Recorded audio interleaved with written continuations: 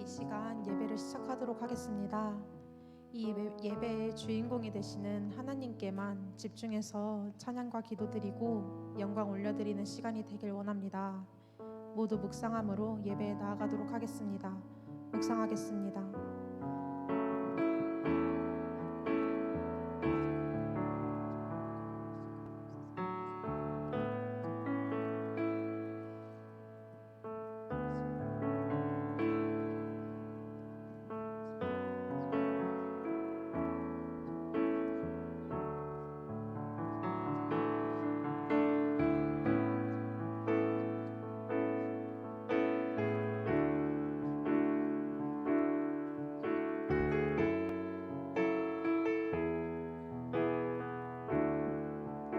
고난 중의 음성, 고난 중의 주 음성 들을 수 없다 해도 참된 진리 되신 주 나는 붙드네. 폭풍이 몰려와도 험한 길을 간대도 믿음의 두 손 들고 주를 신뢰해. 내게 행하신 그 놀라운 일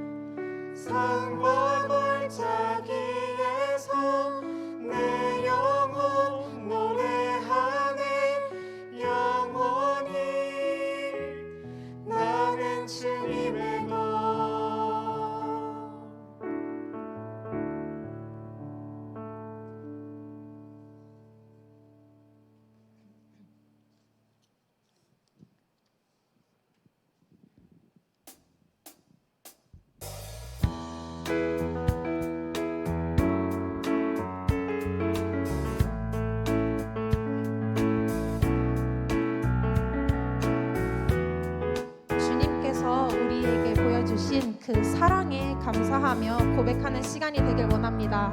아멘. 나를 향한 주의 사랑 산과 바다에 넘치니 내 마음 열 때 주님 나에게 참 자유 주셨네. 늘 진리 속에 거하며 나의 손을 높이 들고 언제나 주님의 사랑을 노래하리라. 주의 사랑 노래하리라. 주의 사랑 노래하리라. 영원토록 노래하리라.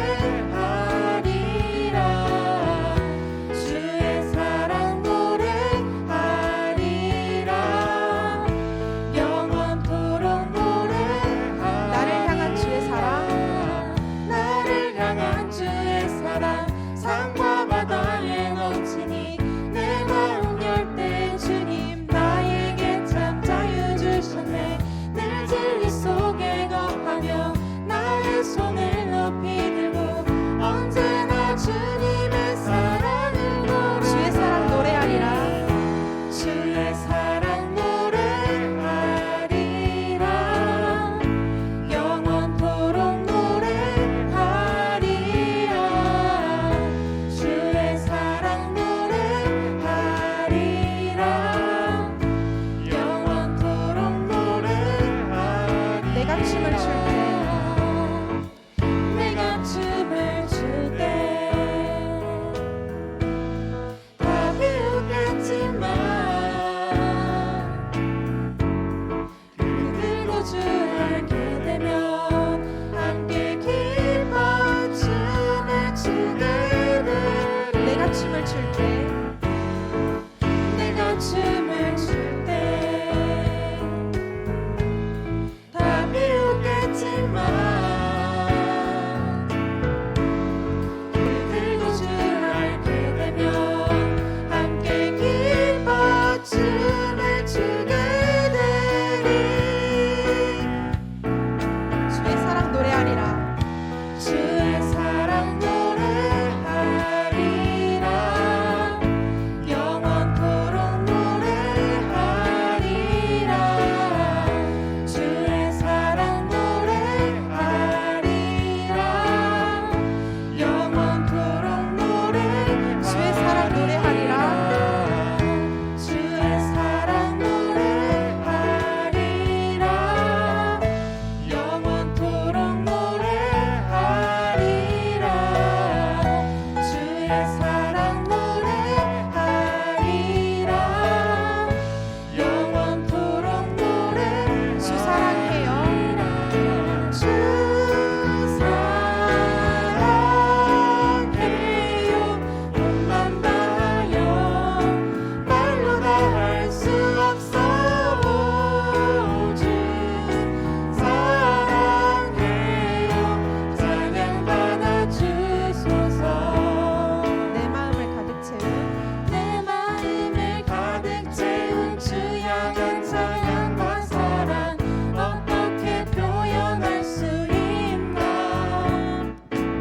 수많은 찬양들로 그만 표현할 길 없어 다시 고백합니다.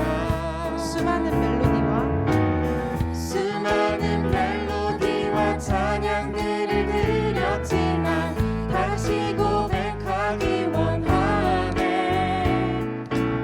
주님은 나의 사랑 삶의 중심 되시오니 주를 찬양합니다. 주 사랑해요. 주 사랑해요. 몸만 다하여 말로 다 할 수 없어. 주 사랑해요. 찬양 받아 주소서. 주님 사랑 다시 고백하는 새날 주신 감사해요.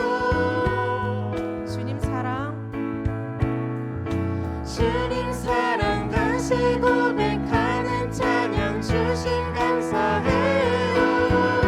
주님 사랑. 주님 사랑 다시 고백하는 새날 주신 감사해요.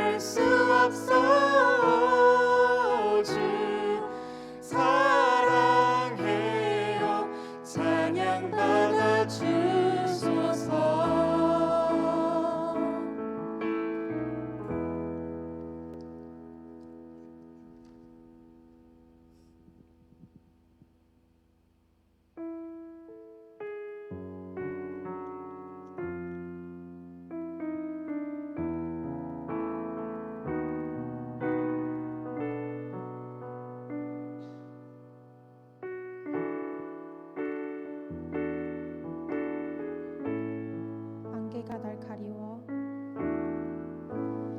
안개가 날 가리워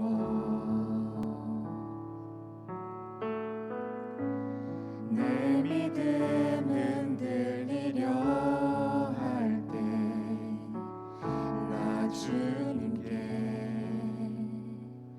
나아가네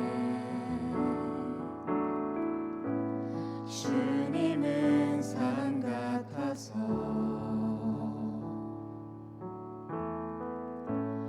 여전히 그 자리에 계셔 눈을 들면 보이리라 날 위한 그 사랑 주는 나의 도움이시며 주의 계획 영원하시네 주의 위엄 앞에 믿음으로 순종해 예배드리리 주님께서 날 이끄시며 주가 항상 함께 하시네 주의 사랑 안에 믿음으로 순종해 예배드리리 영원히 주님은 산 같아서 주님은 산 같아서 여전히 그 자리에 계셔 눈을 들면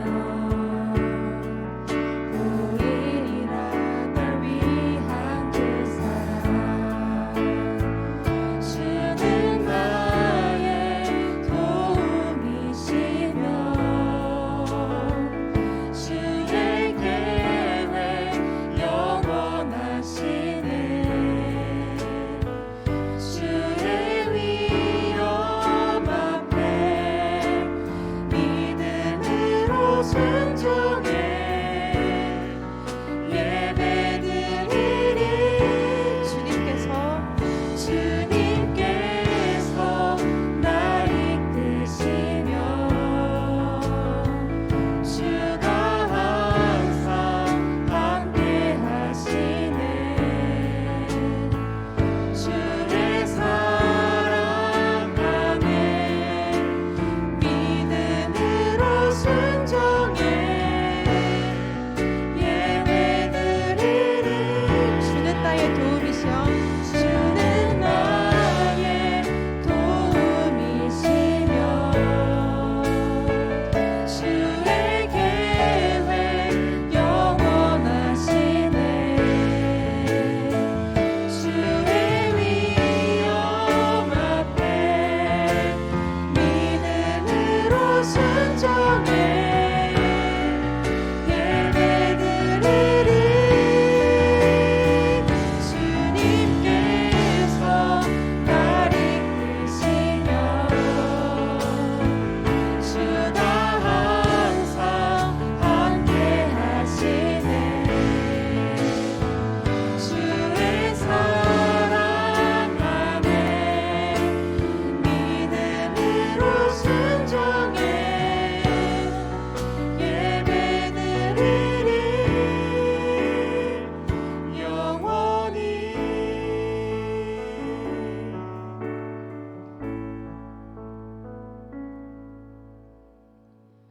다 같이 사도신경 하겠습니다.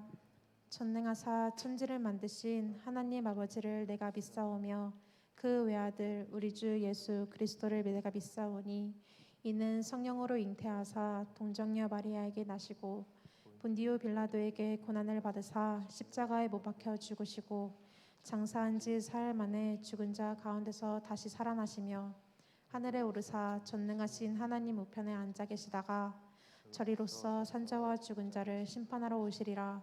성령을 믿사오며 거룩한 공예와 성도가 서로 교통하는 것과 죄를 사하여 주시는 것과 몸이 다시 사는 것과 영원히 사는 것을 믿사옵나이다. 아멘. 박두주 부장장로님 나오셔서 대표 기도해 주시겠습니다. 거룩하신 하나님 감사합니다. 오늘도 복된 날 주의 날 허락하셔서 우리 사랑하는 청년들 주의 전에 올라와 예배할 수 있는 복 주심을 감사합니다. 하나님, 무더운 날씨가 연일 계속되어지고 있으며 코로나 바이러스가 우리의 일상을 더욱 힘들게 하고 있는 이때에 하나님을 믿는 자녀들, 하나님을 섬기는 우리 사랑하는 청년들 더욱더 건강하게 하시고 하나님 말씀 안에서 믿음으로 날마다 승리해가는 삶을 살도록 인도하여 주시기를 원합니다. 하나님, 우리의 일상이 비록 힘들고 때로는 고달프게 느껴질지라도 우리에게 현재이며 또 미래 되시는 산 소망 되시는 예수 그리스도를 바라보며 믿음으로 나아갈 때에 더 한층 성숙해지는 우리 사랑하는 청년들 되어지도록 인도하여 주실 줄 믿습니다. 혹은 학업 중에 또 직장생활 가운데 또 사업장에서 또 군 복무하는 가운데 있는 우리 사랑하는 청년들, 해외에서 여러 가지 또 자신의 임무에 충실하며 있는 우리 사랑하는 청년들, 때와 장소는 다르겠지만 예수 그리스도를 향한 열정과 믿음으로 마음이 하나 되어 하나님을 섬기는 하나님의 자녀인 것은 하나이며 주 안에서 한 형제요 한 장매이니 우리 사랑하는 청년들이 어느 곳에 있든지 각자의 처소에서 늘 하나님을 섬기며 하나님의 자녀로서의 본분을 바로 지키며 믿음으로 살아갈 수 있도록 인도하여 주시기를 원합니다. 오늘도 저희들이 하나님의 말씀을 듣고자 합니다. 우리의 마음의 문 열게 하시고 목사님의 말씀을 통하여서 하나님의 음성이 들려지게 될 때에 우리가 그 말씀을 온전히 아멘으로 받게 하시고 그 말씀을 힘써 지켜 행함으로 우리의 삶이 변화되어지고 우리의 미래가 변화되어지고 우리의 신앙이 더 한층 성숙해지는 귀한 은혜를 체험해 갈 수 있도록 인도하여 주시옵소서. 오늘 이 예배를 위에 수고하고 헌신하는 모든 우리 사랑하는 청년들에게도 하나님의 한량없는 은혜를 허락하여 주실 줄 믿고 감사를 드리며 예수님 이름으로 기도하옵나이다. 아멘.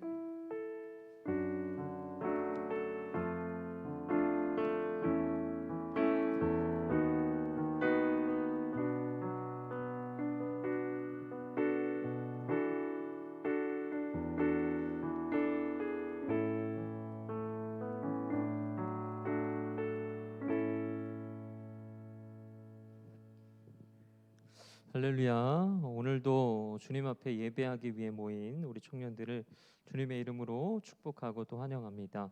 우리 옆 사람이랑 한번 인사하겠습니다. 주님의 이름으로 환영합니다.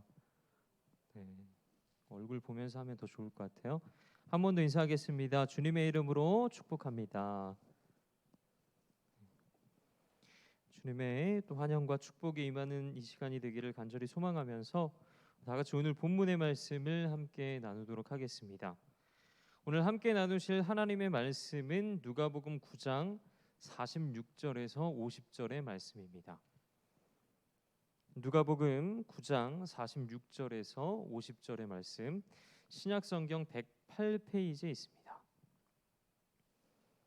누가복음 9장 46절에서 50절의 말씀, 우리 찾으셨으면 우리 한 목소리로 읽도록 하겠습니다. 시작.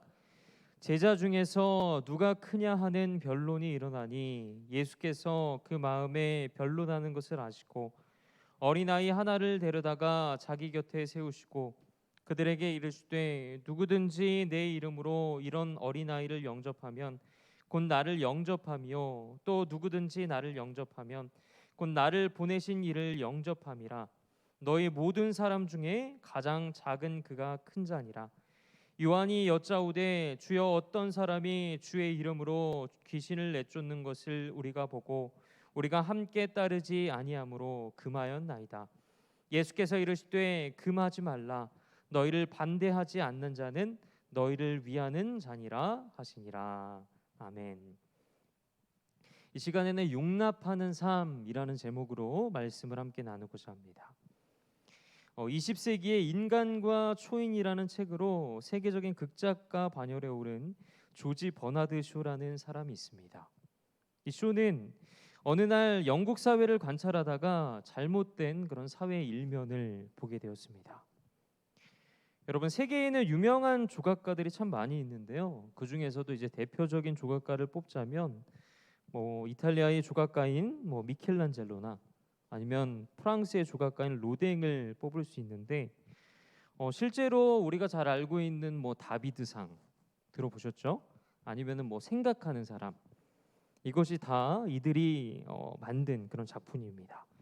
그래서 다비드상 같은 경우에는 이제 그 미켈란젤로가 조각을 했고, 또 생각하는 사람 이거는 이제 로댕이 이제 조각을 했었는데, 어쨌든 이제 어느 날 이 버나드 쇼는 이 미켈란젤로의 작품을 좋아하는 사람들의 특징을 하나 발견하게 됩니다. 그것은 그 사람들이 이유는 알 수 없었지만 그 로댕의 작품은 또 아주 싫어한다는 것을 알게 된 것입니다.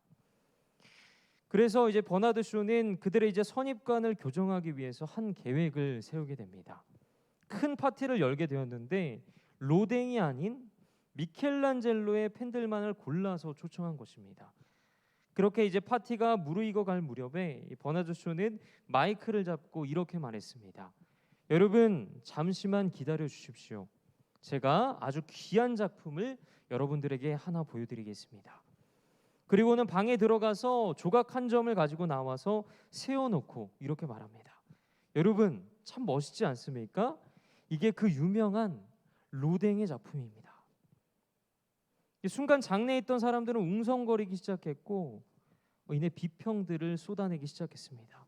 왜냐하면 미켈란젤로의 팬들을 데리고 왔는데 미켈란젤로의 작품이 아닌 로댕, 그들이 싫어하는 그 로댕의 작품을 보여주니 당연히 이들 입장에서는 너무나도 난감하고 또 그 안에 있던 그런 비평들, 비난들을 이제 쏟아내기 시작했던 거죠. 아니, 왜 색깔은 저래? 너무 우중충하지 않아? 구도는 왜 또 저 모양이야? 저것도 작품이라고 조각한 거야? 이런 혹독한 비평들이 끝나갈 무렵에 이 버나드 쇼가 이제 다시 마이크 앞에 나와서 당황한 표정을 지으면서 그들에게 사과했습니다. 여러분, 죄송합니다. 제가 큰 실수를 했네요. 작품을 잘못 가지고 나왔습니다. 이 조각은 로댕의 작품이 아니라 바로 미켈란젤로의 작품입니다. 그러자 이제 갑자기 찬물을 끼얹은 것처럼 장내는 숙연해졌습니다. 조금 전까지만 해도 온갖 비난과 또 비평들을 쏟아내던 사람들은 이제는 언제 그랬냐는 듯이 먼 산만을 바라보게 된 것입니다. 사랑하는 여러분, 이것이 선입관의 무서움이라는 것입니다. 그래서 선입관은 사실을 사실대로 바로 보지 못하게 만드는 그러한 특성을 가지고 있습니다. 그런데 사실 우리의 주변에도 오늘 이 버나드 쇼에게 초대받은 사람들처럼 그 선입관에 사로잡혀 살아가는 사람들이 있지 않습니까? 선입관에 사로잡혀서 자신의 그 머리와 또 마음 속에 있는 것만이 유일한 정답이라고 간주하는 사람들 말입니다. 이처럼 우리가 살아가면서 반드시 버려야 할 죄악 가운데 하나가 있다면 그것은 바로 선입관일 것입니다. 선입관은 우리가 더불어 살아가야 할 그런 사람과의 관계들을 파괴하고 또 행복마저 무너뜨립니다. 그뿐만이 아니라 중요한 것을 삶 가운데 놓치기도 쉽고 또 그와 다른 것은 또 받아들이기가 어렵게끔 만듭니다. 그럼에도 불구하고 이 선입관만큼 버리기 힘든 것도 없습니다. 왜냐하면 현대인들은 이 선입관을 그렇게 큰 죄악이라고 생각하지 않기 때문입니다. 따라서 바른 신앙이라는 것은 이 선입관을 없애는 것으로부터 시작되는 것입니다. 근데 실제로 우리의 삶에도 이런 많은 선입관들이 있지 않습니까? 예를 들어서 얼굴이 예쁘면 마음도 예쁘다. 우리 남자 청년들이 한번 물어볼게요. 팩트입니까? 얼굴이 예쁘면 마음도 예쁩니까? 자, 또 뭐가 있을까요? 부자는 돈에 인색하다. 또 뭐가 있을까요? 정치인들은 거짓말을 잘한다. 이거 맞는 것 같아요. 또 그 다음에 자, 엄마 친구 아들은 완벽하다. 뭐 요즘에는 줄여서 뭐 엄친아 아니면 뭐 이게 엄친딸이라고도 이렇게 얘기를 하는데, 이처럼 우리의 삶 속에서는 많은 선입관들이 자리 잡고 있다라는 것입니다. 그러나 이러한 선입관들은 각자의 상황이나 또 환경에 따라 다른 것이지, 얼굴이 예뻐도 마음씨가 나쁜 사람이 있고, 또 부자라고 해서 꼭 돈에 인색한 것도 아니고, 엄마 친구의 아들이라고 해서 또 다 완벽한 거는 아니라는 사실입니다. 그럼에도 불구하고 선입관이 무서운 것은 우리의 삶에는 이런 것 말고도 많은 용납하기 쉽지 않은 문제들이 찾아올 때가 있기 때문입니다. 그래서 용납하기도 싫고 또 해석도 안 되는, 그래서 하나님의 뜻을 도저히 알 수가 없는 그런 때가 있습니다. 이것을 일종의 신앙적 선입관이라고 하는데, 이러한 선입관 때문에 이제 성경에 등장하는 이야기를 다른 의미로 해석하는 경우가 꽤 된다는 것이죠. 그리고 그 중에 하나가 바로 오늘의 본문이 아닐까 싶습니다. 본문을 한번 살펴보겠습니다. 오늘 본문에 기록된 사건은 예수님께서 귀신 들린 아이를 고치신 후에 일어난 사건인데, 제자들끼리 서로 변론하기를 누가 더 크냐라고 말하고 있는 모습을 우리는 볼 수 있습니다. 본문 46절의 말씀을 우리 함께 읽겠습니다. 제자 중에서 누가 크냐 하는 변론이 일어나니. 근데 여기서 이 변론이라는 말이 심상치가 않습니다. 이 말을 우리가 원어적으로 해석하면 사법적으로 판결해야 할 만큼 열띠게 논쟁하다라는 그런 뜻을 가지고 있습니다. 즉 제자들 사이에서 이제 굉장히 심각한 그런 갈등이 벌어졌다는 것입니다. 급기야 이제 예수님께서 문제시할 만큼 진지한 논쟁이 벌어지게 된 것입니다. 그래서 본문 47절을 보면 이렇게 말씀하고 있습니다. 본문 47절의 말씀이 있겠습니다. 예수께서 그 마음에 변론하는 것을 아시고 어린아이 하나를 데려다가 자기 곁에 세우시고. 자, 여기서 그 마음에 누구의 마음입니까? 예수님의 마음일까요? 아닙니다. 원문에서는 그들의 마음이라고 기록하고 있습니다.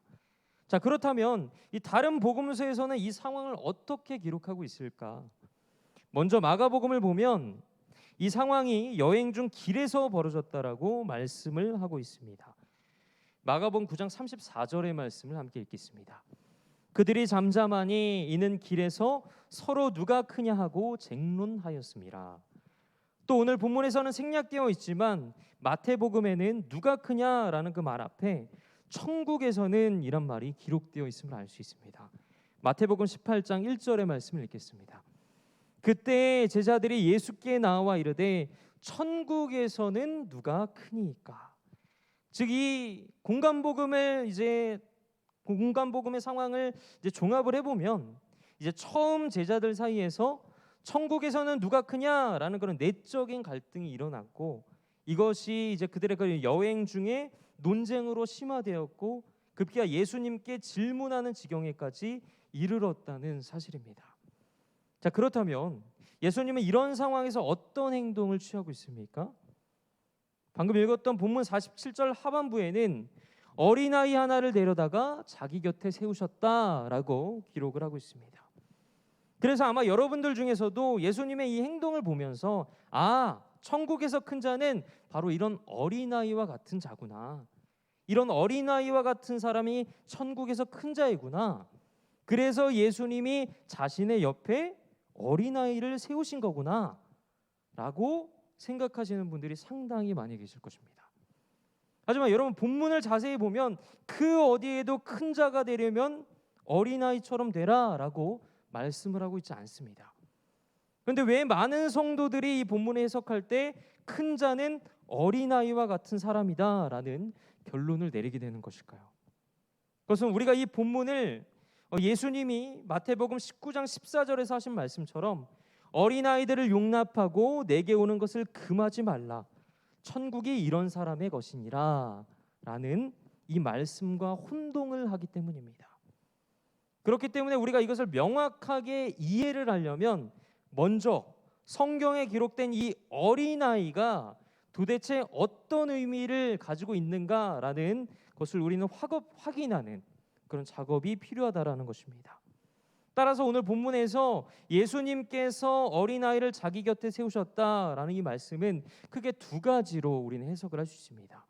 첫째는 예수님께서 자기 곁에 어린아이를 세우심으로 인해서 그 아이를 제자들과 확연하게 구별하셨다는 것입니다. 둘째로는 예수님은 이 어린아이와 자신을 동등하게 여기셨다는 것입니다. 왜냐하면 이 누가복음 9장 47절 말씀에 어린아이 하나를 데려다가 자기 곁에 세우시고 해서 이 곁에를 가리키는 전치사가 있는데 이게 원어로는 파라라는 전치사입니다. 그래서 이것은 보통 동등한 가치를 지닌 것을 나타낼 때 사용되는 단어이기 때문입니다. 따라서 예수님이 자신과 또 어린아이를 동등하게 간주하셨다는 사실은 굉장히 놀라운 일입니다. 왜냐하면요, 당시 시대적 배경을 살펴보면 이 어린아이에 대한 개념이 오늘과는 상당히 다르기 때문입니다. 여기 청년들 중에서도 이제 주일학교 교사분들이 있으셔서 잘 아시겠지만 오늘날 우리가 생각하는 이 어린이는 대단히 착하고 또 예쁘고 순수한 이미지를 가지고 있잖아요. 그런데 예수님 당시 시대적 배경을 살펴보면 이 어린아이는 굉장히 비천하고 또 아무 쓸모가 없는, 그래서 아무런 가치도 없는 존재로 여겨지고 있었다는 사실입니다. 그래서 심지어 성경에서 사람의 숫자를 계수할 때도 이 어린아이는 그 안에 들지를 못했습니다. 그런데 여러분 생각해 보시기 바랍니다. 이 예수님은 당대 많은 사람들로부터 최고의 존경을 받는 그런 능력 있는 큰 자였고, 하지만 그 어린아이는 가장 미천하고 능력 없는 작은 자들이었잖아요. 그런데 그 두 사람이 지금 이렇게 나란히 서 있는 것입니다. 그러면서 큰 자이신 예수님께서 하시는 말씀이 무엇입니까? 본문 48절의 말씀을 함께 읽겠습니다. 그들에게 이르시되 누구든지 내 이름으로 이런 어린아이를 영접하면 곧 나를 영접하며 또 누구든지 나를 영접하면 곧 나를 보내신 이를 영접함이라. 너희 모든 사람 중에 가장 작은 그가 큰 자니라. 아멘. 예수님은 어린아이를 영접하면 곧 나를 영접함이요라고 말씀을 하고 있습니다. 즉 내가 이 어린아이와 같다라고 말씀을 하고 있는 것입니다. 이처럼 누가 크냐라고 변론하고 있는 제자들에게 주시는 예수님의 교훈은 너희들은 어린아이와 같이와 되라, 어린아이와 같이 되라 라는 것이 아니라 어린아이를 영접하라 라는 것입니다. 그래서 이 48절의 말씀을 원문으로 보면 누구든지 내 이름으로 이런 어린아이를 영접하면 곧 나를 영접하며 라는 이 전반부의 말씀과 또 너희 모든 사람 중에 가장 작은 그가 큰 자니라 라는 그 하반부 사이에는 접속사가 하나가 있어요. 뭐냐면 바로 왜냐하면이라는 접속사가 있습니다. 그래서 이 단어를 넣어서 번역을 해보면 이렇게 되는 거예요. 자, 화면 한번 띄워주세요. 한번 읽어보겠습니다. 시작. 누구든지 내 이름으로 이런 어린아이를 영접하면 곧 나를 영접하며 또 누구든지 나를 영접하면 곧 나를 보내신 이를 영접함이라. 왜냐하면 너희 모든 사람 중에 가장 작은 그가 큰 자이기 때문이니라 라는 그런 의미가 된다라는 거죠. 여러분, 그렇다면 가장 작은 자가 누구일까요? 바로 큰 자인 예수님께서 가장 작은 자라는 말씀입니다. 따라서 이 본문의 핵심 교훈은 어린아이가 되라라는 것이 아니라 어린아이와 같이 되실 예수를 영접하라라고 말씀을 하고 있는 것입니다. 즉 예수님께서 강조하신 것은 어린아이가 아닌 어린아이와 같이 되실 자신을 말씀하고 있는 것입니다. 그러므로 이것은 큰 자이신 예수님께서 이제 앞으로 아무 저항도 못하고 사람들에게 넘겨져서 조롱당하고 십자가에 못 박히심으로 말미암아 마치 아무 힘도 없고 비천하기 짝이 없는 그 어린아이처럼 될 것이라는 그 구속의 사역을 예언하고 있는 것입니다. 그렇기 때문에 우리가 주의 깊게 봐야 할 것이 하나 있습니다. 그것은 48절 본문에 내 이름으로 영접한다라는 이 표현입니다. 내 이름으로. 이 말씀은 예수님의 이름으로 어린아이를 받아들이라는 말씀이 아니라 어린아이와 같이 작은 자가 되신 예수님을 주님의 이름으로 받아들이라는 말씀입니다. 그렇다면 주의 이름이라는 것은 무엇을 뜻합니까? 바로 메시아를 뜻합니다. 그래서 예수님께서는 이 사건이 일어나기 전부터 계속해서 제자들에게 나는 메시아이지만 십자가에 못 박혀 죽는, 너희들이 생각하기에는 말도 안 되는 그런 일을 앞으로 나는 당할 거야 라고 이 공간복음을 보면 계속해서 말씀을 하고 있습니다.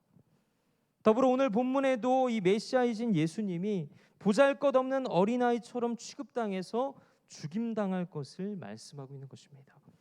그렇기 때문에 메시아의 이름으로 이 어린아이처럼 취급당하실 예수를 영접한다라는 말은 그 이름의 근거에서, 그 이름 때문에 예수가 십자가에 못 박히는 그 사건을 받아들이라는 말씀입니다.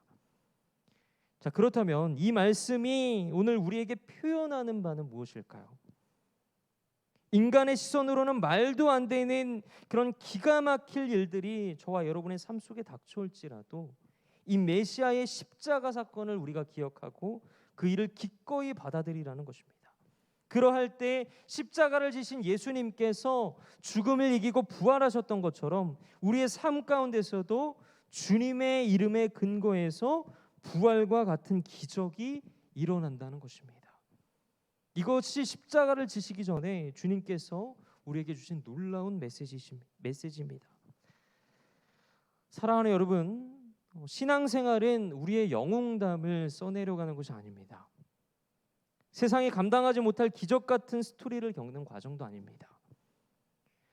마치 하나님께 엎드려 내가 전적으로 매달렸더니 세상에서 성공하는 기적이 일어났어요. 정말 대단하지 않아요? 이런 간증거리들을 찾는 것도 아니라는 것입니다. 어떻게 보면 신앙생활은 말도 안 되는 그런 인생 사건의 연속들입니다. 이것은 마치 말도 안 되게 어려운 그런 수학 문제들을 우리가 풀어나가는 그런 과정과도 같습니다. 그래서 어떤 문제들은 풀리지도 않고 또 풀고 싶지도 않습니다. 어떤 사건에 대해서는 도저히 용납할 수조차 없습니다. 어떤 사람에 대해서는 내가 죽을 때까지 저 사람을 용서하지 못할 것만 같습니다.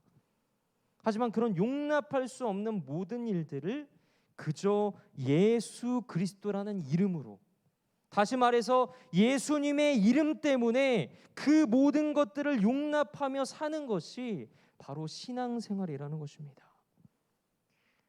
그러므로 여러분, 우리도 그렇게 살아가야 합니다. 그것이 그리스도의 제자된 우리의 신앙생활이고 예수님의 이름으로 살아가는 방식이기 때문입니다. 그러므로 어떠한 상황 속에서도 이 예수 그리스도라는 그 이름의 능력으로 말미암아 살아가는 여러분들이 되시기를 주님의 이름으로 간절히 축원합니다. 또 우리가 잘 아는 바울도 평생을 복음 전도자로서 살았습니다. 그러다 여러 고난과 핍박을 당하고 또 죽기 전에는 지하 감옥에 투옥되기도 했습니다. 그곳에서 바울은 자신이 아들처럼 여기며 사랑했던 그 디모데에게 유언과도 같은 그 디모데 후서를 남기면서 너는 복음과 함께 고난을 받으라라고 권면을 합니다. 그러면서 그는 자신이 지금까지 자신을 버렸던 사람들의 이야기, 그리고 자신이 상처 주었던 사람들에 관한 이야기, 또 자신이 춥고 외롭고 가슴 아팠던 이야기, 또 위로받았던 이야기, 그 모든 이야기들을 그 디모데에게 써내려갑니다. 여러분, 왜 그랬을까요? 왜 바울은 그러한 일들을 그 편지에 기록했을까요? 바울도 이제는 노년에 이르렀기 때문에 심약해져서 그러한 일들을 행한 것일까요? 아닐 것입니다. 바울은 그저 불치병을 기적적으로 고치고 또 귀신들을 쫓아내고 신적인 능력을 발휘하는 그런 무용담보다는 우리가 주의 이름을 의지하며 힘겹게 살아가고 있는 그 일상의 삶이 바로 진정한 제자의 삶이며 신앙생활이라고 말하고 싶었던 것입니다. 즉 무슨 의미인지 해석이 되지 않고 때로는 어처구니 없는 일로 여겨지고 용납도 안 되는 그런 일이라고 할지라도 그것을 주님의 이름으로 받아들이는 삶이 바로 성도의 신앙생활이라는 것입니다. 그러므로 여러분, 주님의 이름으로 사는 삶이라는 것은 용납할 수 없는 일을 영접하는 삶인 것입니다. 이해할 수 없는 일을 받아들이는 삶인 것입니다. 그래서 주님은 자기 스스로를 어린아이로 비유한 것입니다. 그럼에도 불구하고 제자들은 아직도 오해하고 있는 것을 우리는 볼 수 있습니다. 본문 49절의 말씀을 함께 읽겠습니다.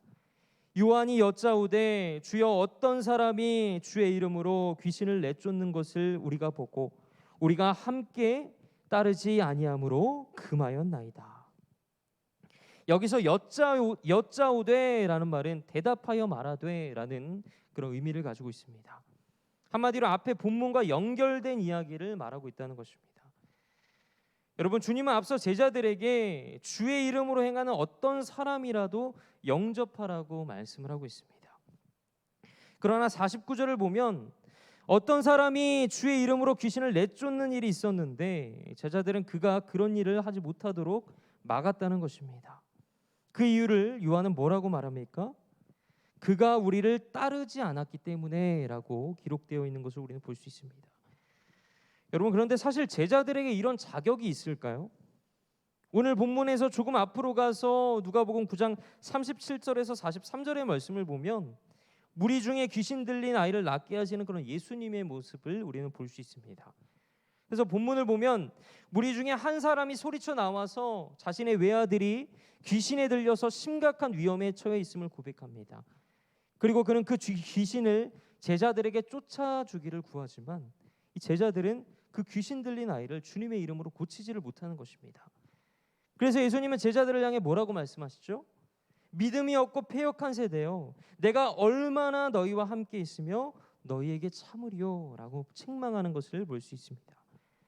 이처럼 본문은 도리어 주의 이름으로 돕는 사람들을 맡고 있는 제자들의 그 강팍한 모습을 보여주고 있는 것입니다. 그렇기 때문에 사실 제자들은 여전히 자신들의 이야기만을 하고 있는 것입니다. 마치 이런 거죠. 주님, 그래도 저희가 주님의 제자인데 하물며 그 사람보다는 저 사람보다는 저희가 더 큰 자이지 않겠습니까? 여러분, 이처럼 큰 사람이 되고자 하는 욕망과 자신이 주인공이 되고 싶다는 생각을 버리지 못하기 때문에 이해하지 못할 일들이 생기고 또 용납하지 못할 사람이 생기게 되는 것입니다. 그러자 주님이 뭐라고 말씀하십니까? 본문 50절의 말씀을 함께 읽겠습니다. 예수께서 이르시되 금하지 말라, 너희를 반대하지 않는 자는 너희를 위하는 자니라 하시니라. 제자들은 이 사람이 우리와 함께하지 않는 사람이기 때문에 그를 받아들일 수 없다고 생각했습니다. 하지만 주님은 이 사람이 너희를 위하는 사람이기 때문에 그를 금하지 말고 받아들이라고 말씀을 하고 있죠. 사랑하는 여러분, 이것이 바로 예수님과 제자들의 차이입니다. 주님은 이 교훈을 통해서 정말 큰 자가 누구인지를 답하고 있는 것입니다. 큰 자란 귀신을 쫓아내는 능력이 있는 사람이 아니라 받아들일 수 없다고 생각되는 어떠한 대상이나 그런 상황 속에서도 주님의 이름으로, 그 주님의 이름 때문에 받아들이는 사람이라고 말씀하고 있는 것입니다. 사랑하는 여러분, 오늘날 기독교인 중에서도 큰 자가 되고자 혈안이 되어 있는 사람들이 있습니다. 그들은 교회에서 영향력 있는 사람이 되고 싶어하고 힘 있는 사람이 되고 싶어합니다. 그러나 그들은 자신과 조금이라도 다른 의견은 자기 소신에 맞지 않는다는 이유로 그들을 받아들이려고 하지 않습니다.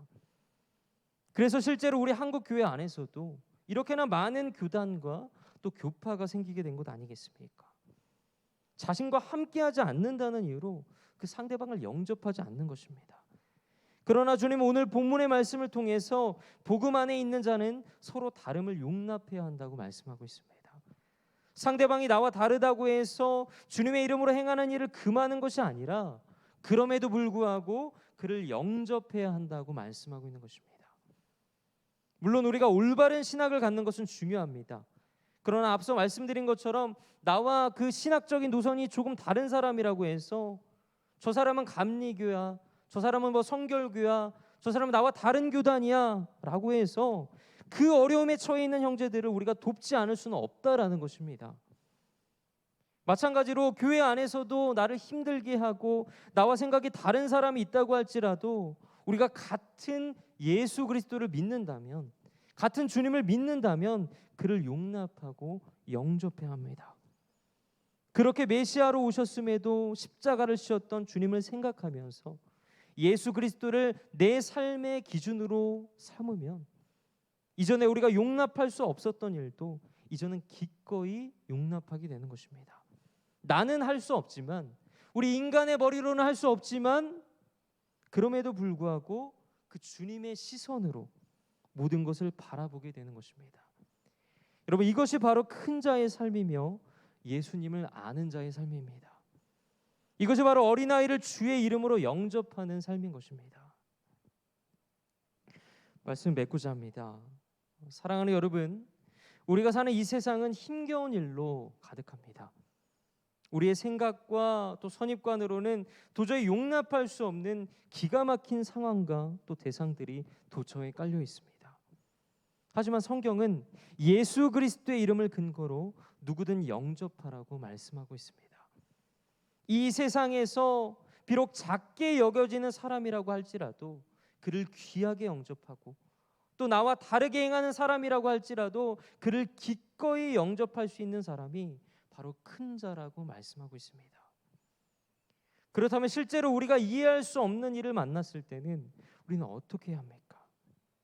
아무리 기가 막히고 코가 막히고 도저히 이해할 수 없는 일이 있어도 십자가를 지신 그 주님을 기억하며 살아가야 한다는 것입니다. 그것이 바로 진정한 신앙생활이며 제자의 삶인 것입니다. 그러므로 오늘의 말씀처럼 우리가 서로의 다름을 용납하고 모든 일을 나의 시선이 아닌 하나님의 시선, 예수 그리스도의 시선으로 바라보며 살아가는 그런 저와 여러분들이 되시기를 주님의 이름으로 간절히 축원합니다. 기도하겠습니다. 거룩하신 하나님, 저희들 너무나도 연약하고 부족합니다. 그럼에도 불구하고 주님, 저희를 이 자리 가운데 불려주셨사오니 주님의 말씀만을 의지하며 또 그 말씀만을 거울 삼아 살아가는 저희 모두가 될 수 있도록 주님 붙들어 주시옵소서. 그리하여서 오늘의 말씀처럼 비록 우리의 마음 가운데 강팍한 마음이 있고 선입관이 있을지라도 그 모든 죄악과 그 모든 강팍한 모든 것들을 다 내려놓고 온전히 주님만을 바라볼 수 있도록 인도하여 주시옵소서.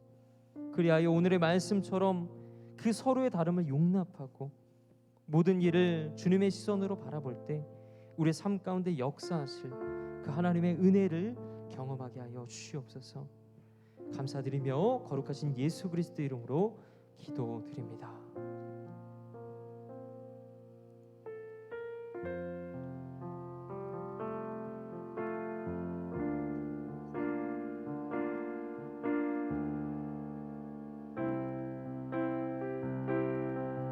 내게로부터 눈을 들어,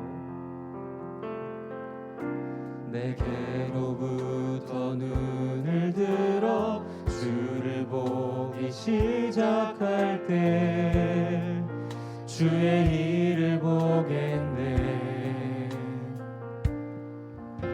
내 작은 맘 돌이키사 하늘을 꿈꾸게 하네.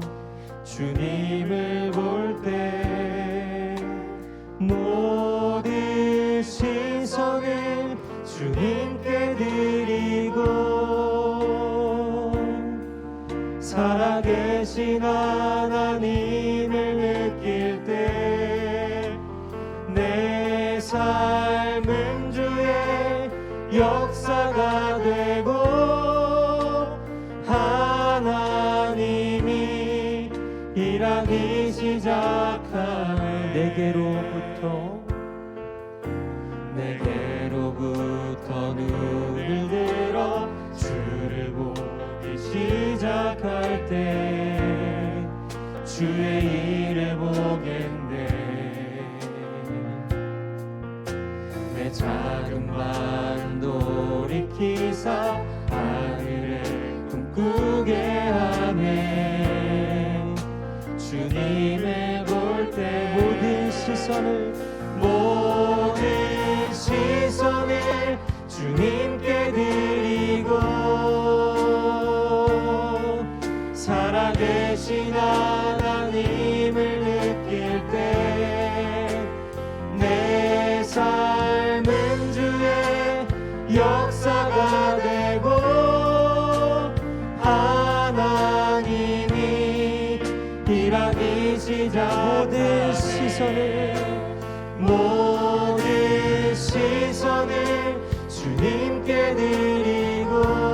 살아계신 하나님을 살아계신 하나님을 느낄 때 내 삶은 주의 역사가 되고 하나님이 일하기신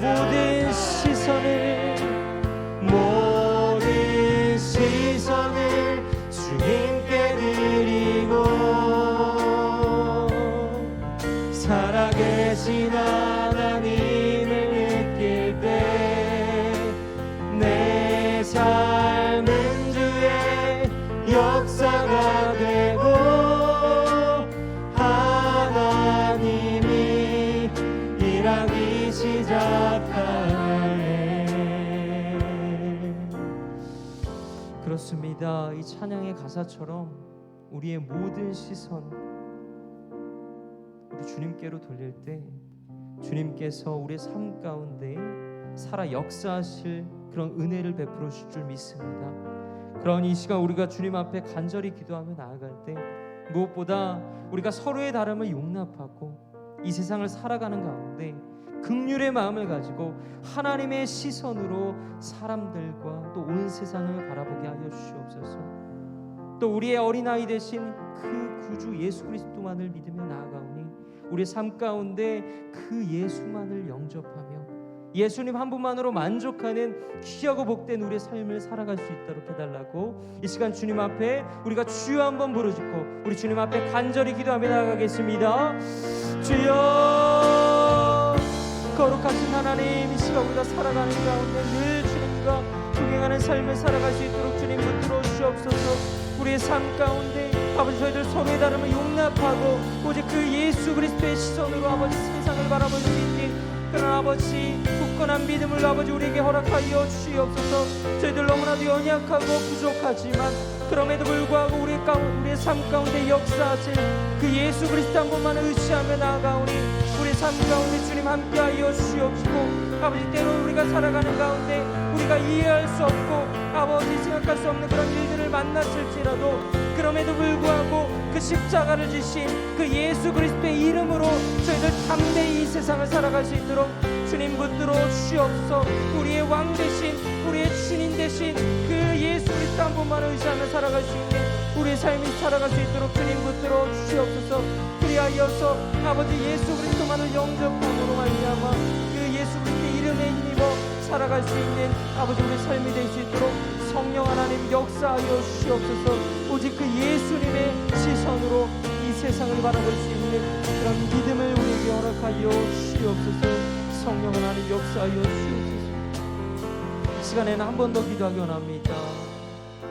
무엇보다 우리가 공통 제목을 가지고 함께 기도하기 원하는데요, 청년들이 하나님의 그 말씀 안에 거하며 또 세상과 구별된 존재로서 살아갈 수 있도록, 또 청년부의 예배 회복과 또 다가올 여름 수련회를 위해서, 또 코로나19가 계속해서 이렇게 재유행되고 있는 그런 상황 속에 있는데 그럼에도 불구하고 행사에 큰 지장 없이 이 위기가 지나가고 성령 하나님의 그 역사하심 가운데 수련회를 준비하며 나아갈 수 있도록, 또 마지막으로 청년부 지체들 가운데 질병과 아픔 가운데 있는 청년들이 있습니다. 그들 가운데 육신의 건강과 또 마음의 평안을 허락해달라고 이 시간 이 기도 제목들을 가지고 우리 다 같이 주여 한번 부르고 우리 주님 앞에 간절히 기도하며 나아갑니다. 주여, 거룩하신 하나님, 무엇보다 이 청년의 때 하나님을 의지하며 살아가는 것이 얼마나 중요한 것인지를 깨닫는 믿음을 허락하여 주옵시고 늘 하나님의 그 말씀만을 사모하게 하여 주셔서 세상과 구별된 존재로서 아버지 살아갈 수 있도록 주님 붙들어 주시옵소서. 주님, 우리는 알지 못하지만 주님께서는 그 모든 것을 아시는 줄 믿사오니 그 청년의 때에 겪게 되는 그런 모든 어려움들과 그 문제들을 주님 이겨낼 수 있는 굳건한 믿음을 아버지 저들에게 허락하여 주시옵시고 늘 준비된 자로서의 삶을 살아갈 수 있도록 주님 붙들어 주시옵소서. 그리하여서 아버지 저들이 계획하고 있는 그런 모든 일과 계획들이 주님 안에서 성취될 수 있는 놀라운 은혜 또 허락하여 주셔서 저들의 삶 가운데 온전히 주님만을 우선순위로 삼으며 주님께만 영광 돌리며 나아갈 수 있는 귀한 아버지 삶이 될 수 있도록 주님 붙들어 주시옵소서. 또 아버지 코로나19로 인하여 움츠러들었던 아버지 우리들의 마음과 신앙생활을 주님 아버지 다시금 회복시켜 주시옵시고 이 청년부 안에 그 예배의 회복과 부흥의 역사를 아버지 주님 경험할 수 있도록 주님 붙들어 주시옵소서. 그리하여서 아버지 예배와 모임이 다시금 살아나게 하여 주시옵시고 갈급한 마음으로 우리가 먼저 주님을 찾고 예배를 사모하며 나아갈 수 있는 그런 마음을 아버지 저희들에게 허락하여 주시옵소서. 또한 아버지 다가올 여름 수련회 가운데도 성령 하나님 역사하여 주셔서 모든 행사를 준비하는 가운데 함께하여 주시옵시고 온전히 주님께만 영광 돌리는 귀한 은혜의 시간들이 될 수 있도록 주님 붙들어 주시옵소서. 아버지 청년들 가운데 아버지 환우들이 있습니다. 아버지 치료 하나님을 경험하게 하여 주시옵시고 주님의 아버지 이 세상의 그 어떤 질병도 낫게 하실 능력이 하나님이신 줄 믿사오니 아버지 저들의 모든 육체의 건강을 아버지 주님 회복시켜 주시옵시고 그 마음의 영혼도 아버지 주님 회복시켜 주셔서 아버지 더는 그 모든 것들이 병들지 않게 하여 주시옵시고 주님의 크신 그 사랑과 은혜로 말미암아 아버지 회복의 역사를 경험하며 나아갈 수 있는 귀하고 복된 아버지 청년들이 될 수 있도록 주님 붙들어 주시옵소서. 아버지 믿는 자들에게 능치 못함이 없다고 말씀하신 것처럼 우리가 주님 앞에 간절히 기도하며 나아갈 때 그 기도의 역사하심을 경험하며 나아갈 수 있는 저희들의 아버지 삶이 될 수 있도록 주님 붙들어 주시옵시고 저희와 늘 동행하여 주시옵소서.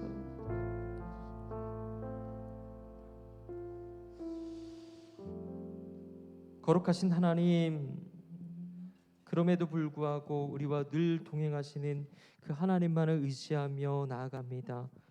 우리의 삶 가운데 주님 역사하여 주셔서 저희들의 부족한 그런 모든 상황들 가운데 주님 늘 동행하여 주시옵시고 아버지 오늘의 말씀을 교훈 삼아서 어떠한 상황 속에서도 그 하나님의 시선으로 세상을 바라보게 하여 주시옵시고 서로의 다름을 용납하고 아버지 그 하나님의 시선으로 말미암아 아버지 저들에게 축복 가운데 거하며 살아갈 수 있는 귀한 아버지 삶이 될 수 있도록 주님 붙들어 주시옵소서. 아버지 때로는 우리가 삶 가운데 이해할 수 없는 일을 만날 수가 있습니다. 아버지 우리가 인정할 수 없는 일을 만날 수 있습니다. 그럼에도 불구하고 그 모든 것들을 이겨낼 능력은 오직 예수 그리스도 한 분밖에 없사오니 그 이름의 능력을 믿으며 살아갈 수 있는 저희 모두가 될 수 있도록 주님 역사하여 주시옵소서. 감사드리며 거룩하신 예수 그리스도 이름으로 기도드립니다. 아멘. 시간에는 우리 다 같이 찬송가 88장을 부르면서 우리 준비하신 헌금 드리도록 하겠습니다.